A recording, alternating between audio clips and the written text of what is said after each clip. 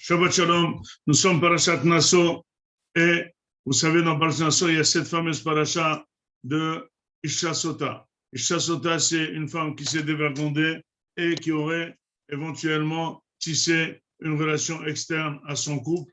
Et finalement, le mari, il redoute de ça. Il redoute de ça parce qu'il voit qu'elle s'enferme régulièrement avec un autre homme.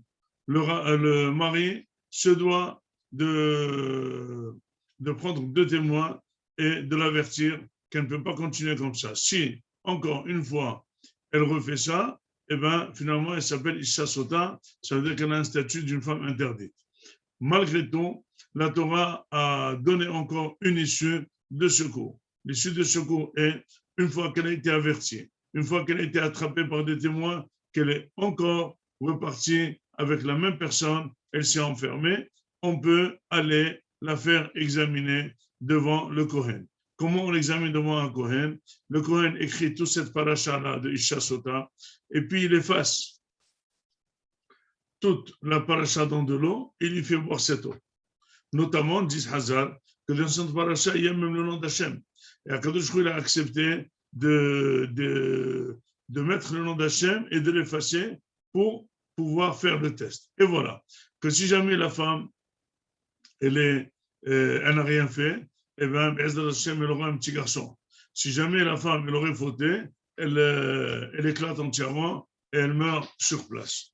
La question qui se pose tout d'abord, pourquoi Akadosh Baruch Hu a dit de mettre son nom et de l'effacer? On pouvait trouver une paracha sans citer le nom d'Akadosh Baruch Hu, disent Hakamim, qu'Akadosh Baruch Hu voulait montrer quelle est l'importance de Shlom Bayit. Il est très important de faire Shlom Bayit, que même le nom d'Hachem, on peut l'effacer pour pouvoir organiser et retrouver le Shalom du Bayit, que la maison retrouve son équilibre. Or, la question qui se pose, elle est fondamentale. Avec quelle femme on va faire le Shalom? C'était une femme sérieuse. Si on ne s'entendait pas sur les dépenses, si on ne s'entendait pas sur les sorties, si on ne s'entendait pas sur le travail, si on ne s'entendait pas sur le manger, ok. Mais là, c'est tellement basique d'une femme. C'est marqué dans la Gemara qu'une femme qui trompe son mari, ce n'est pas un acte religieux, c'est un acte qui est vraiment dédaigné par tout homme. Mais maintenant qui n'est pas religieux, ils se sont trompés. Donc finalement, la femme ne peut jamais dire « je ne savais pas que c'était interdit » parce que c'est inné. C'est comme quelqu'un, quand il a faim, il mange, quand il est rassasié, il ne mange pas. Il y a des réflexes, c'est inné. La femme, quand elle trompe son mari, elle le sent et ça n'a aucune relation avec l'effet religieux. C'est pour ça que c'est marqué dans la halakha, la femme ne peut jamais dire que je ne le savais pas. Donc finalement, c'est une femme qui, à la limite, elle est en train de se dévergonder et admettons qu'elle n'a rien fait. Si elle a fait quelque chose, elle est interdite dans tous les cas et puis elle va exploser. Mais si jamais admettons qu'elle n'a rien fait, mais c'est tout de même un comportement insupportable. En quoi la Torah nous dit qu'il faut faire le Shlom Bayit? Eh bien, il faut savoir que l'homme a beaucoup de tsarot. Il y a des gens qui sont régulièrement malades, il y a des gens qui souffrent de manque de parnassa, il y a des aniyim, il y a des gens nerveux, il y a des gens qui ont des problèmes psychiques, il y a des problèmes chacun. Un des problèmes est de supporter une femme qui n'est pas à la limite très correcte, et bien de vivre avec, chaque fois de l'avertir, chaque fois d'avoir peur, chaque fois de la soupçonner, c'est un martyr. Mais il faut savoir supporter ce que Hachem nous donne. Deuxièmement, la deuxième question qui se pose, c'est que en quoi elle va avoir un cadeau? Parce que c'est très mal comporté, parce qu'elle a fait quelque chose contre la halakha, ça fait quelque chose contre la nature, d'aller se enfermer avec un autre homme. Elle mériterait un cadeau, elle mériterait une claque, oui, mais pas un garçon. Parce que c'est parce que la Gemara dit que c'est tellement fort, cette aftaha, cette promesse, que Hannah, n'ayant pas d'enfant, par Elkana, et la deuxième femme d'Elkana, Pnina, elle avait des enfants, elle a dit à Elkana, ou tu t'organises pour emmener des enfants, sinon je vais essayer de m'enfermer avec un mari, avec un autre homme, et tu vas me soupçonner, et je vais aller à l'abdika, je vais aller à l'examen, et je n'aurai rien fait, et la promesse de la Torah sera accomplie d'avoir un garçon. Ça veut dire que c'est une promesse ferme. Or, en quoi c'est une promesse ferme? Pourquoi mériterait-il cette femme un cadeau d'avoir un garçon et d'être enceinte après avoir fait ces actes horribles? La réponse est la suivante. c'est que Akadosh Baruch Hu, il voit le comportement incorrect de cette femme, très incorrect, mais il voit quelle est la force de cette femme. Après s'être enfermée avec un homme plusieurs fois, elle s'est retenue de ne pas faire la faute et elle est propre, intacte. Donc, une femme pareille, c'est vrai qu'elle a très mal fait, mais c'est vrai qu'elle s'est énormément retenue pour le fait qu'elle s'est retenue dans des conditions très difficiles contre la nature. Akadosh Baruch Hu lui donner un cadeau contre la nature. Donc, le plus important pour nous est de savoir combien est important de lutter pour le Shlom Bayit.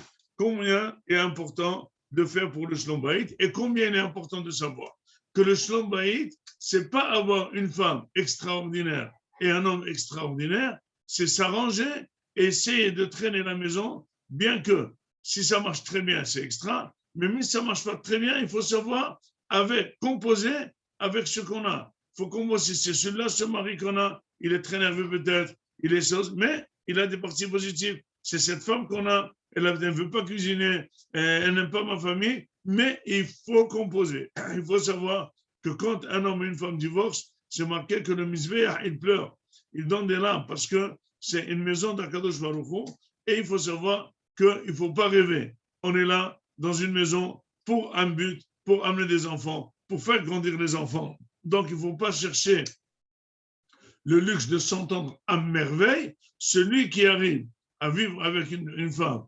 même s'il ne s'entend pas à merveille, en blaguant, on dit qu'il va aller à Gan Eden avec les yeux ouverts. Ça veut dire qu'il a du mérite. Eh bien, c'est ça la vie. Chacun a quelque chose qu'on lui donne. Il ne faut pas voir comment ça se fait que l'autre, il a une femme gentille, etc., et moi je souffre. Eh bien, chacun exactement son mazal. Et si tu veux tester, tu peux divorcer pour refaire le même mazal.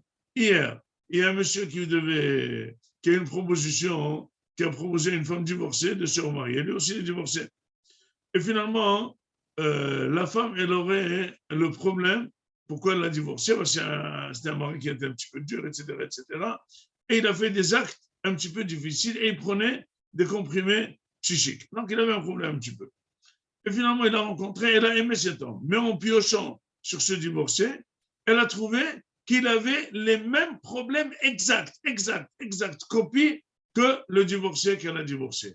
Pour dire, c'est vrai que tu penses te débiner d'un problème, mais tu peux tomber ou dans un problème similaire ou dans un autre problème plus grave.